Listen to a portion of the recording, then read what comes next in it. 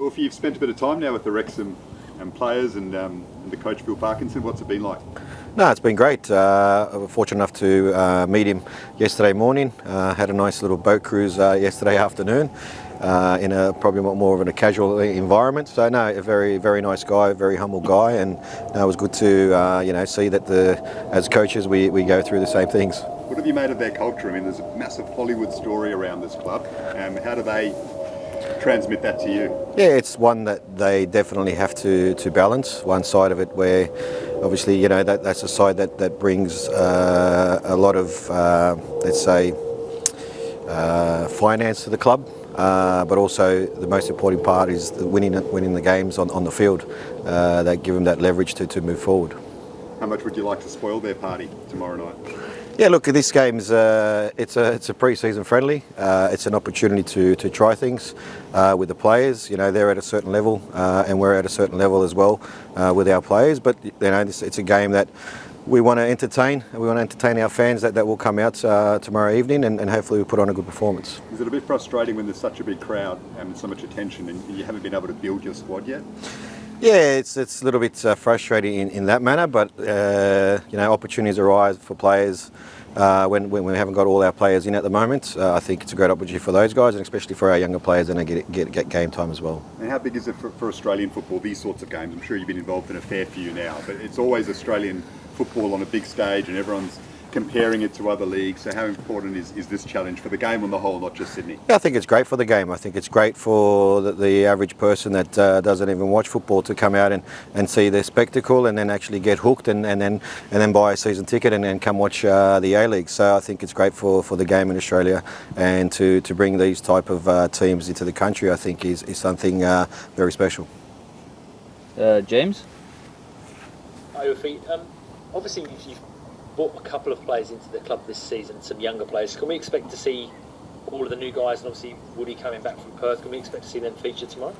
Yeah, definitely. Look, where the boys are at, I think we'll start a team, they'll get to around 60-65 minutes, and then we'll throw the young boys on, probably last 20 minutes, and give them some game time as well. We're still trying to build our players up. As you're aware, it's still pre-season for us. This is our second friendly. So the boys played 45 minutes the game before, and we'll push them a little bit more in this game. And then, we're at the same time, as much as this is a nice spectacle and entertainment, we're preparing for a cup game.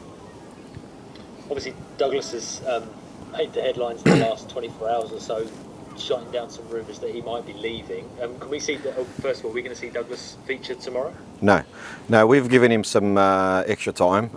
He needs to sort out some personal stuff back in Brazil, and once he sorts that out, he'll be back here with us. And Joe, if he as well, I know he featured against Alcoa. Can we expect to see Joe play tomorrow? Yeah, as well? Yep, Joe's available to play tomorrow night. Just how much, you mentioned obviously you're looking to change a couple of things. I mean, Woody said it before that you've been working on a few new things.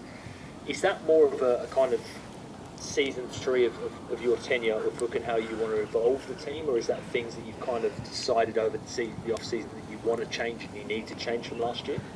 Yeah, look, the seasons previous are all learning moments. I think understanding the current squad that we have, the current players that we have, and where we need to evolve and now where we need to improve. I think that makes the tweaks happen within the playing style and the formations, and also the players' attributes play a massive role in the way that we want to set up, in all main moments of the game. In terms of incomings, Ufuk, you've obviously lost a bit of experience from last year. Reddit has gone, Patrick Klamara amongst others that have departed. How close are you to announcing any new people that are coming into it? A lot of work in the background at the moment. Alex Bomihan is working in the background. We're still looking at signing at least 4 local players, if I say, and we currently still have 2 visa spots available. Is there a rough time frame when we can expect? For me, as a coach, I want all my players in as soon as possible before we lead into obviously the cup game against Western United. But that's never the case. But we have some priorities that we want to bring in first and foremost. I think there's a few local players that we want to bring in, and as you're aware, with the visa players, we've got to make sure that we're bringing in the right players. Last one on that, then, are the visa players, are there specific positions that we're looking at? Is one of them a forward for a visa player? Yes, definitely either a winger or a 10, possibly, and also a central defender. Thanks, mate. Thank you. Marco, anything? G'day, Ufuk, mate. Hey, how's Alex Grant? Yeah, he's tracking well. He won't be involved with the game tomorrow evening. We're getting him ready for Western United at the moment. He's been doing some isolated training, but after the Wrexham game, I think he'll be involved with the team, and we're trying to prepare him to get minutes against Western United. Mate, how do you replace someone like Cassio in a team? Like, he's been, he was a heart and soul of the midfield there for a fair few years. Yeah, look, Cass, I love Cass. I think he's a fantastic human being, and he was a fantastic player, a great servant of the club. Not easy to replace these type of players, but we need to make the decision whether we replace him with a local player or we replace him with a visa player in that spot.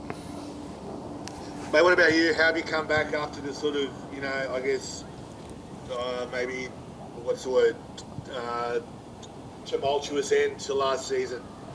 Yeah, I wouldn't say tumultuous. At the end of the day, we reached heights that the club hasn't reached before. We got to a semi-final of an ACL competition. Obviously disappointed that we didn't make the 6 at the end, but overall, fresh, ready to go. Had a nice break. Went overseas, saw my father. So, I think having that break definitely helped. No worries. Thanks, mate. All the best. Thank you. you. The docker, I've got another one No. for you. Just 1 second, No. James, hang on a second. No, I haven't seen it. No, I haven't seen it. It's not one that I don't have time, but it's two. It's because I'm always in this type of environment. It's just the same in a different area or a different space.